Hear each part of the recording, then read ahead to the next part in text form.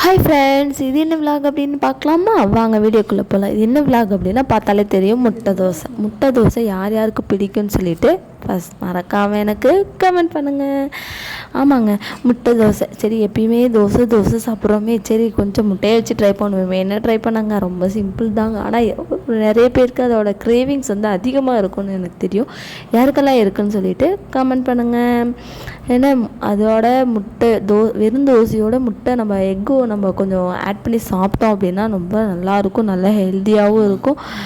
நல்லா கொஞ்சம் எப்படி சொல்ல, போர் அடிக்காது. நம்ம தோசை அப்படி சாப்பிடும்போது நல்லா திருப்பி போட்டு எண்ணெயை ஊற்றி இதுக்கு மேலே வந்து நம்ம மசாலாஸ் கூட போட்டுக்கலாம். நான் மசாலாஸ் போடலை, வெறும் எம்டியாக நம்ம முட்டையை மட்டும் நல்லா பண்ணிவிட்டு ஆயில் கொஞ்சம் போட்டுவிட்டு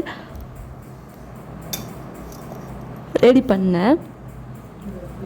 நீங்கள் என்னென்ன ஸ்டைலில் ரெடி பண்ணுவீங்க, இன்னும் என்னென்ன ஆட் பண்ணலான்னு எனக்கு சொல்லுங்கள். நெக்ஸ்ட் டைம் ட்ரை பண்ணுறேன். தேங்க்யூ ஃபார் வாட்சிங்.